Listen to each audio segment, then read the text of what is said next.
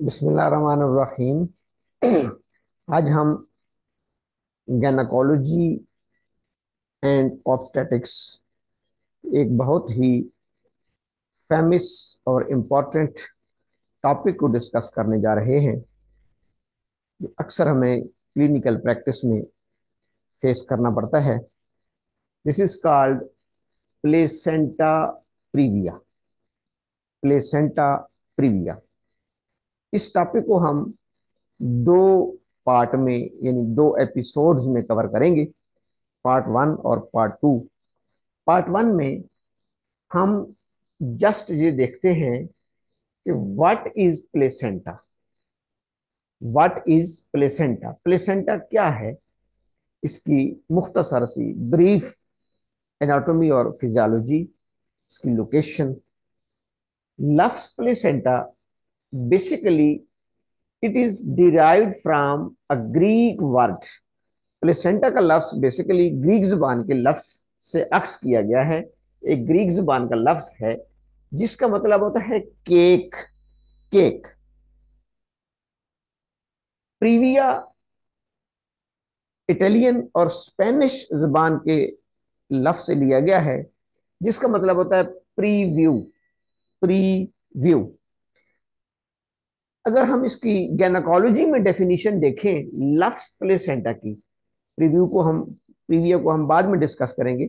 अगर हम लफ्ज प्लेसेंटा की मेडिकल और गैनकोलॉजिकल में डेफिनेशन देखें तो इट इज एन ऑर्गन। ये एक ऐसा ऑर्गन है that develops in the uterus, जो यूट्रस के अंदर डिवेलप होता है। ऑर्गन है that develops in the uterus during the course of pregnancy. Pregnancy के दौरान इस ऑर्गन की एक ये भी इंफरादियत है, एक इसकी इंडिविजुअलाइजेशन है कि ये ऑर्गन सिंस बर्थ, यानी एम्ब्रियोनिकली हम साथ लेके, कोई भी फीमेल साथ लेके नहीं आती, बल्कि ये ऑर्गन उसकी प्यूबरिटी और प्यूबरिटी के बाद मैरिड लाइफ और मैरिज लाइफ में प्रेगनेंसी, ये शर्त है, कंडीशन है। फीमेल, मैरिड लाइफ और प्रेगनेंसी। जब कोई खातून प्रेग्नेंट होती है, कंसीव करती है, जाइगोट बन जाता है, फर्टिलाइजेशन हो जाती है, तो फिर ये ऑर्गन डिवेलप होता है।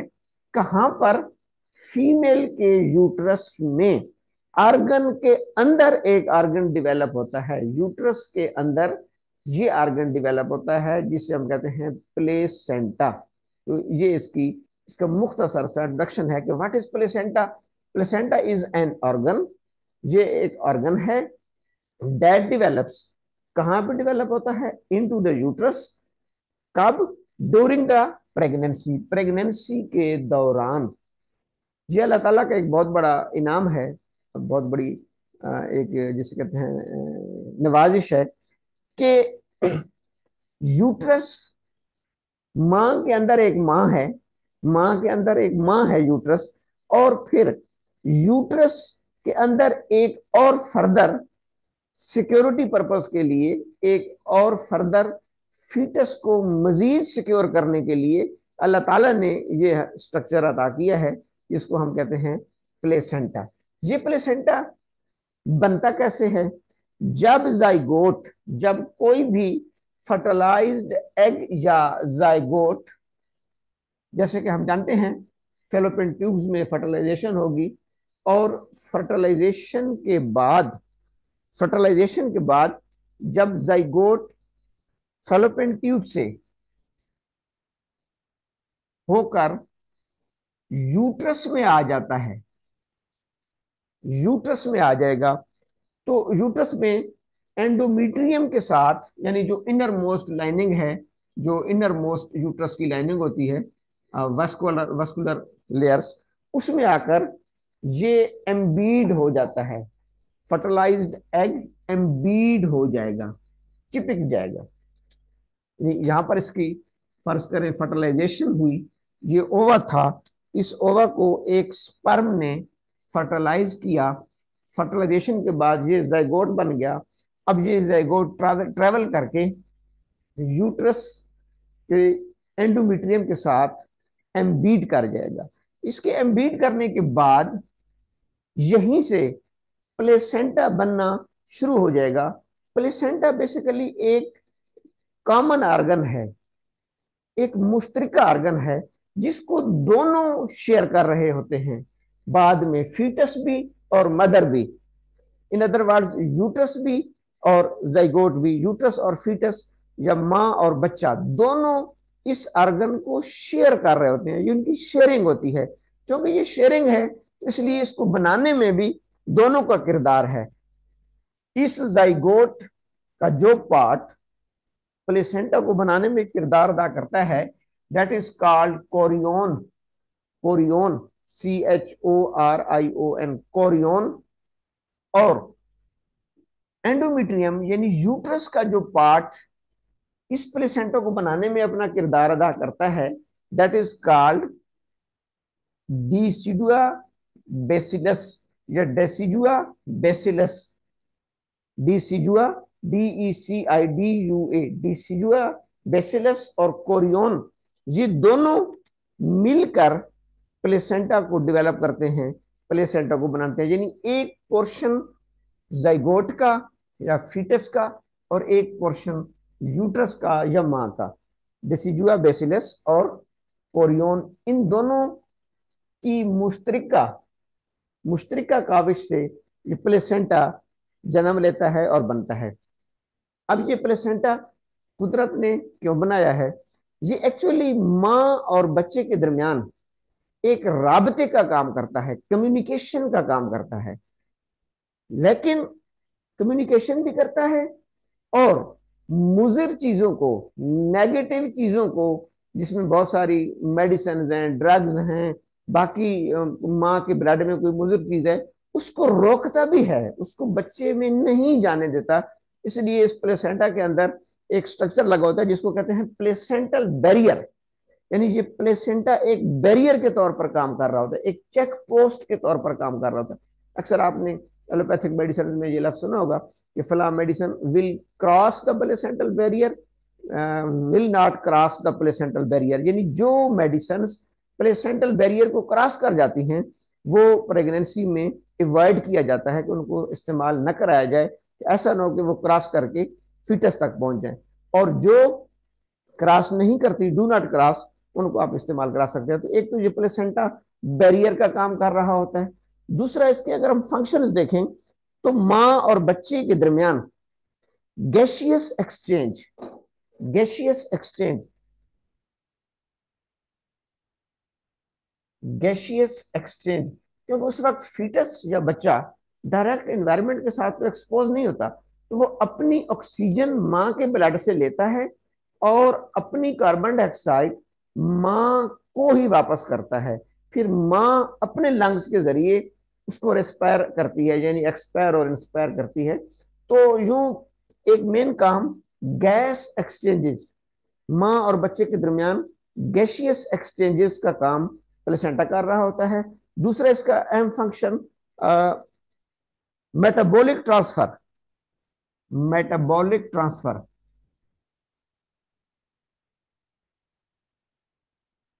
मेटाबॉलिक ट्रांसफर, जितनी कीमती न्यूट्रिएंट्स हैं जो बच्चे को स्ट्रक्चर बनाने के लिए, ग्रोथ के लिए चाहिए, जैसे हमें भी चाहिए होते हैं, हमारे सेल्स को प्रोटीन चाहिए, फैट्स चाहिए, कार्बोहाइड्रेट्स चाहिए, मिनरल्स चाहिए, विटामिन चाहिए, जिसमें प्रोटीन्स में अमाइनो एसिड्स है, फैटी एसिड्स है, ग्लूकोज है, ये तमाम चीजें माँ इस प्लेसेंटा के जरिए, माँ का ब्लड, मेटरनल ब्लड इस प्लेसेंटा के जरिए एक्सचेंज करता है फीटल ब्लड के साथ।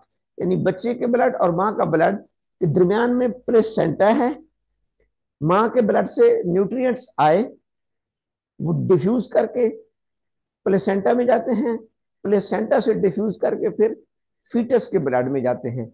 और फीटस के ब्लड में जो वेस्ट होता है, जैसे हमें पता है कि हमारे सेल्स जब मेटाबोलाइज करते हैं तो वेस्ट बनते हैं, यूरिया, यूरिक एसिड, क्रिएटिनिन, तो वो वेस्ट बच्चे का ब्लड प्लेसेंटा के हवाले करता है, बिल्कुल सिंपल वर्ड्स में, बच्चे का ब्लड प्लेसेंटा के हवाले करेगा और प्लेसेंटा उसको मेटरनल ब्लड के हवाले करता है। यानी मेटरनल ब्लड और foetal blood as per theory, as per books, आपस में कभी मिक्स नहीं होते। माँ का खून और बच्चे का खून आपस में मिक्स नहीं होते नॉर्मल फिजियोलॉजी में। उनके दरमियान एक्सचेंज होता है, और वो एक्सचेंज साइट कौन सी है? Placenta. Exchange site is called placenta. Placenta दरमियान में एक जिम्मेदारी निभा रहा है, माँ से कीमती चीजें लेकर बच्चे के ब्लड को दे देता है, बच्चे के ब्लड से वेस्ट लेकर माँ के ब्लड को दे देता है। इसे हम कह सकते हैं मेटाबॉलिक ट्रांसफर। कार्बन डाइऑक्साइड और ऑक्सीजन की exchange, exchange of gases, hormonal secretions, hormonal secretions.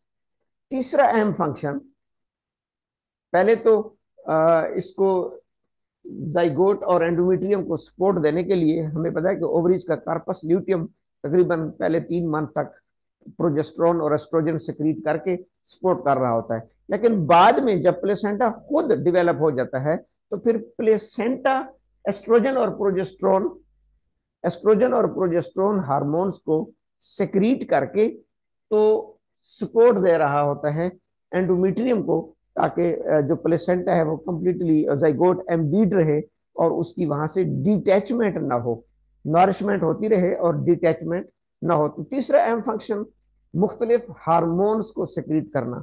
चौथा, fetal protection.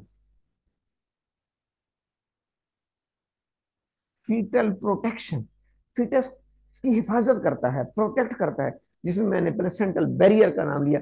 As a barrier भी ये प्रोटेक्ट करता है, एज ए सपोर्टिव एजेंट भी ये प्रोटेक्ट कर रहा होता है। तो कोई भी कोशिश होती है प्लेसेंटा की कि कोई खतरनाक चीज, कोई हार्मफुल चीज, ये एक कुदरत का बहुत बड़ा एहसान है कि कोई भी हार्मफुल चीज, बाज़ औक़ात माँ तो इंसान है, खा लेती है, उसके ब्लड में वो चीज चली जाती है, लेकिन हत्तुल इम्कान प्लेसेंटा की कोशिश होती है कि वो उस टॉक्सिक चीज को, उस हार्मफुल चीज को रोके और बच्चे तक ना जाने दे। ये इसके 4 मेन फंक्शन हो गए: gaseous exchange, metabolic transfer, hormonal secretion, fetal protection. Anatomically मैंने बताया कि ये कहाँ लोकेट होगा? यूट्रस में। कब लोकेट होगा? During the pregnancy. इसका लफ्जी मतलब क्या है? केक। ठीक है जी। इसको ब्लड सप्लाई कहाँ से आ रही होती है? यूट्राइन आर्टरीज से, और फिर फर्दर आगे एंडोमेट्रियल ब्रांचेस से, यूट्राइन आर्टरीज और एंडोमेट्रियल ब्रांचेस। और फीटस के साथ कौन सी ब्लड वेसल्स के साथ ये कनेक्टेड होता है? अम्बिलिकल आर्टरीज और umbilical veins. Umbilical arteries placenta और फीटस के दरमियान, जो फीटस का ब्लड है वो अम्बिलिकल आर्टरीज के जरिए पहुंचता है प्लेसेंटा तक, और प्लेसेंटा से ब्लड अम्बिलिकल वेन्स के जरिए दाखिल होता है फीटस में। तो ये इसको डुअल डुअल सप्लाई आप कह सकते हैं कि एक तरफ से इसको यूट्राइन आर्टरीज और यूट्राइन वेन्स ब्लड सप्लाई दे रही होती हैं और ड्रेनेज कर रही होती हैं, दूसरी जानब से अम्बिलिकल आर्टरीज और अम्बिलिकल वेन्स इसको जो है वो ब्लड सप्लाई एक्सचेंज कर रही होती हैं। अब इसकी है कि इसकी टाइप्स कितनी होती हैं, प्लेसेंटा कितनी किस्म के होते हैं, types of placenta, normal types of placenta. इससे पहले एक चीज मैं बता दूं, अक्सर अल्ट्रासाउंड में एक दो लफ्ज लिखे होते हैं। यूट्रस की अपनी पोजीशन, किसी भी फीमेल में यूट्रस की तकरीबन 2 पोजीशंस होती हैं। मोस्ट प्रोबेबली जो ज्यादा है वो एंटीवर्टेड है, एंटीवर्टेड, और या फिर कुछ फीमेल में हमें रेट्रोवर्टेड, रेट्रोवर्टेड भी मिलती है पोजीशन। एंटीवर्टेड या रेट्रोवर्टेड। एंटीवर्टेड का मतलब होता है कि यूट्रस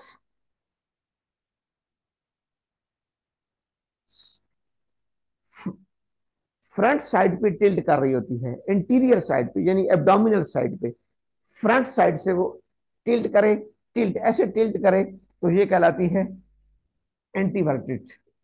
और अगर वो ऐसे टिल्ट करे, ये इसको हम कहते हैं रिट्रोवर्टेड। तो यूट्रस की 2 पोजीशन हो गई, एंटीवर्टेड और रिट्रोवर्टेड। अब प्लेसेंटा जो बनता है, प्लेसेंटा की कितनी जनरली टाइप्स होती हैं? Generally there are 3 or 4। Most books ने 3 लिखा है, किसी ने 4 भी लिखा है। 3 or 4 टाइप्स ऑफ प्लेसेंटा, उनको कहते हैं जी टाइप्स। कौन कौन सी टाइप्स हो गई? एंटीरियर,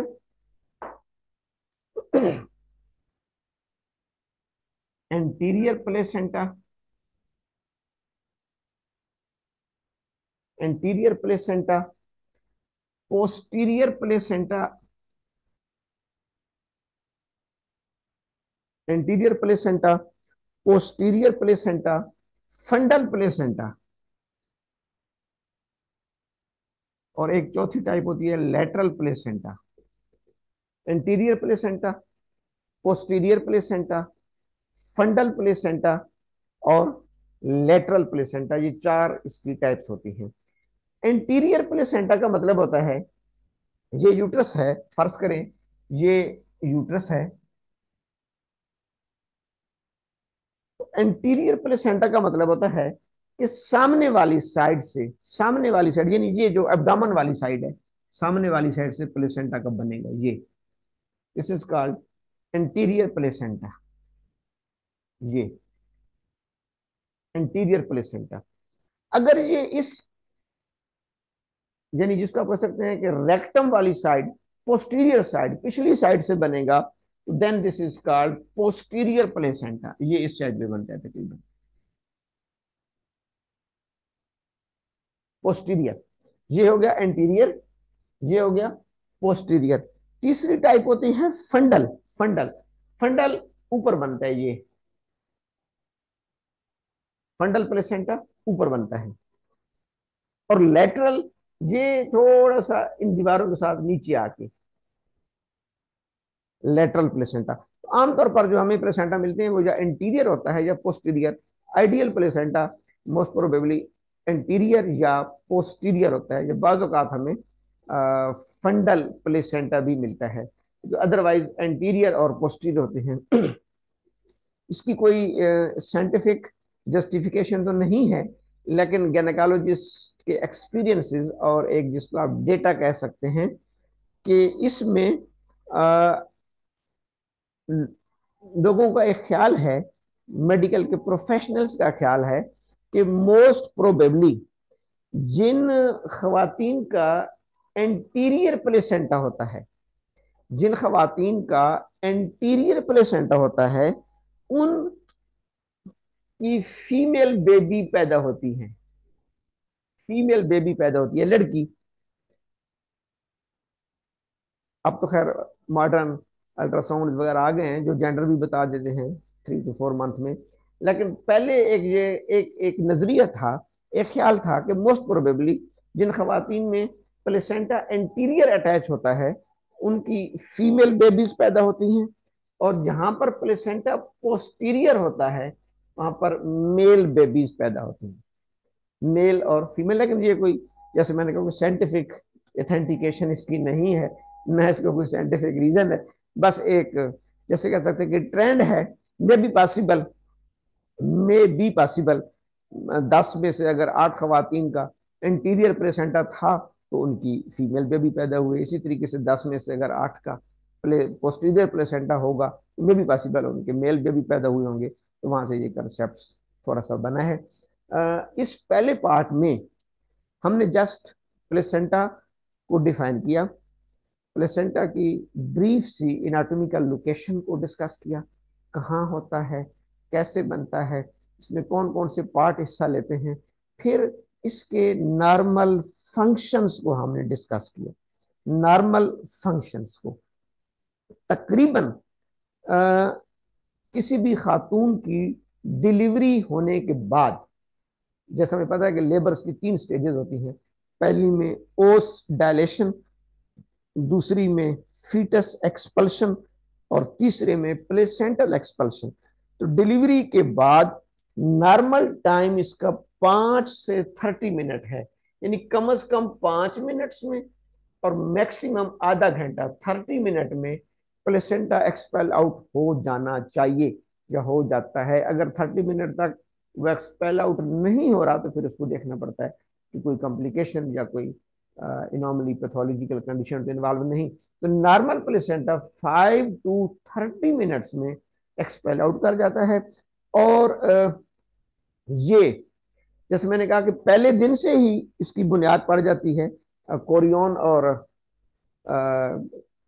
जो है ना वो डेसिजुआ बेसिलस, दोनों इसको पहले दिन से ही बनाना शुरू कर देते हैं। लेकिन आमतौर पर ये 3 मंथ में मुकम्मल हो जाता है। तकरीबन फुल फंक्शनल ये 3 मंथ में होता है। 3 मंथ तक कार्पस ल्यूटियम सपोर्ट देता रहता है। 3 मंथ के बाद फिर प्लेसेंटा इस कदर मिच्योर हो जाता है कि वो अपने हार्मोन्स वगैरह तमाम सिक्रीट करता है और फिर खुद सपोर्ट देता है। तो 3 महीने इसको लग जाते हैं मेच्योर होने में। और जब ये मेच्योरिटी के बाद जब ये एक्सपेल आउट होता है तो तकरीबन इसका वजन 1 पाउंड के बराबर होता है। 1 पाउंड, आई थिंक 2.24 kg बनेगा। तो ये इसका तकरीबन जो है वो 1 पाउंड, 1 पाउंड इसका वेट होता है।